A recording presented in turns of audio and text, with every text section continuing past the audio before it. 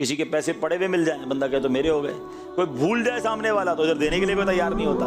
قرضہ لینے کے وقت اور اسٹائل ہوتا ہے، قرضہ لوٹاتے وقت اور اسٹائل ہوتا ہے. ارے بھائی فکر ہی نہ کرو، تمہارے گھر لا کر دے جاؤں گا. گھر آ کر دے جاؤں گا تو الگ بات ہے، وہ آپ کے گھر کے چکر لگاتا ہے، اس کو جواب ہی نہیں ملتا، فون ہی نہیں اٹھتا. ٹھیک ہے یہ آپ دنیا میں تو کسی کے ساتھ کر سکتے ہو، مگر قیامت کے دن تو جواب دینا پڑے گا. زندگی میں کبھی ایک اصول بنا لیں، آپ کی طرف کسی کا 1 روپیہ آنا نہیں چاہیے. یہ رہ گیا نا تو ہم جواب نہیں دے سکیں گے. لیکن اعلیٰ حضرت امام اہل سنت فرماتے ہیں جو کسی کے 3 پیسے جان بوجھ کر دبا لے، اسے قیامت کے دن 700 مقبول باجماعت نمازیں دینی پڑ جائیں. 3 پیسے کے بدلے جو 1000 روپے 2000 روپے 10,000 روپے 1,00,000 روپے پر دبا کے بیٹھا ہوا ہے، زمین پر قبضہ کر کے بیٹھا ہوا، اس کا بنے گا کیا؟ ہم سمجھتے ہیں میں بڑا ترم خان ہوں، میرا کوئی بگاڑ نہیں سکتا. ارے بھائی آپ کو پتہ ہی نہیں ہے.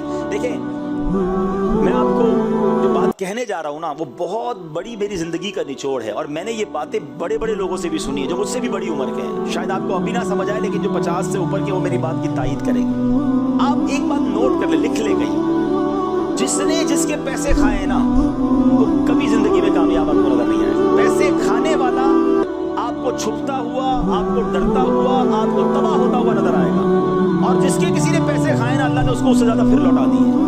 یہ اصول ہے. تھوڑے دن لگتے ہیں، جس کے اوپر ظلم ہوا ہے نا اللہ اسے کھڑا کر دیتا ہے، اور کھانے والا برباد ہی رہتا ہے. اچھا دنیا میں تو برباد رہا، اب آخرت میں اس نے بربادی اٹھانی کیونکہ اس نے اس کا بدلہ دینا ہے. کبھی زندگی میں بندہ کسی کے پیسے کسی کا حق لے کر کامیاب ہو ہی سکتے. تو تھوڑے دنوں کی چاندی ہوتی ہے، اس کے بعد ہم نے اس کا ڈاؤن فال ہی دیکھا ہے، اس کا تباہ و بربادی ہوتے دیکھا. تو ایک بات یاد رکھیں، کبھی کسی کا حق میری طرف نہیں آنا چاہیے. وہ اس کو پورا لوٹائے، وہ بھول گیا خود ہی لوٹائے، معافی بھی مانگے یار لیٹ ہو گیا بھائی معذرت. اور پھر کیا فرمایا، وعدے پورے کریں. ہمارے یہاں تو بھائی تکیہ کلام ہو گیا، تو اسی فکر ہی نہیں کرو، بس کل کر دیتا ہوں، پرسوں کر دیتا ہوں، بس آپ آ جاؤ جمعے والے دن.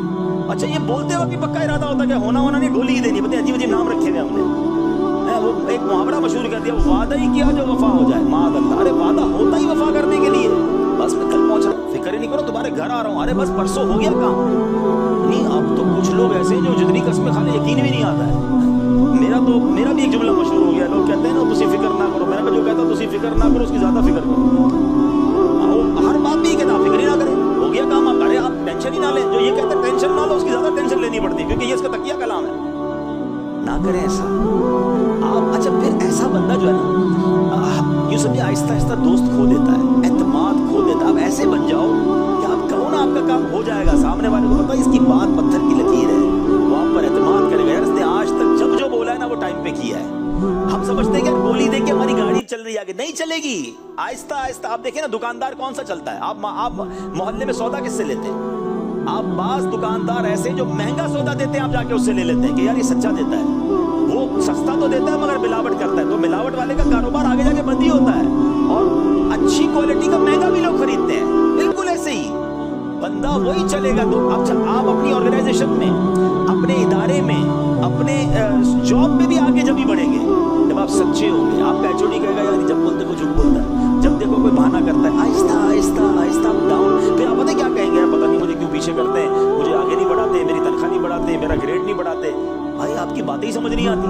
اب ہر وقت کوئی نئی کہانی سنا رہے ہوتے ہو، سچے رہو نا. اچھا کہانیاں پتہ کون سناتا ہے؟ ایک بات اور زندگی میں یاد رکھیں، ہمیشہ کہانیاں وہ سنائے گا جس کو کہانی سنبھالنی ہوتی ہے. جھوٹے کو کہانی سنبھالنی ہوتی ہے نا. مثال کے طور پہ آپ سے کسی نے پوچھ لیا بھائی آپ 2 دن کیوں نہیں آئے، تو دادی کا انتقال ہے. اب آپ کو ساری زندگی یاد رکھنا ہے کہ میں نے اپنے چینل میں دادی مار دی ہے. اب 2-3 مہینے بعد آپ نے کہا دادی بیمار تھی، ایچ او ڈی کا 3 مہینے پہلے تو انتقال ہوا تھا، بیمار کیسے ہو گئی؟ تو پریشان.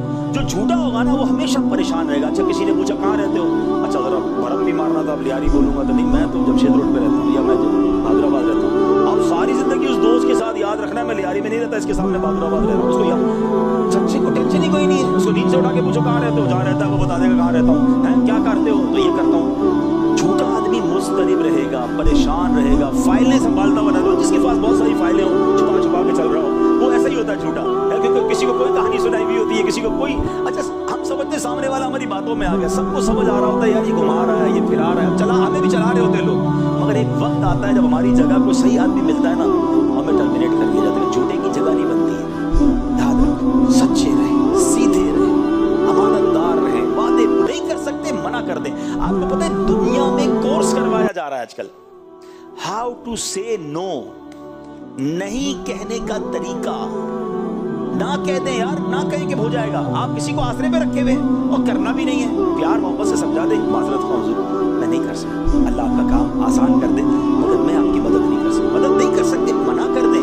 وہ کسی اور کے پاس تو جائے نا, آپ نے فکر ہی نہ کرو, اگلے ہفتے آ جاؤ. وہ بیچارہ قرضے میں ڈوبا جا رہا ہے اور آپ سے امید لگائے بیٹھا ہے, آپ نے دینا نہیں ہے مگر گھمانا ہے اس کو. کام نہیں کر سکتے,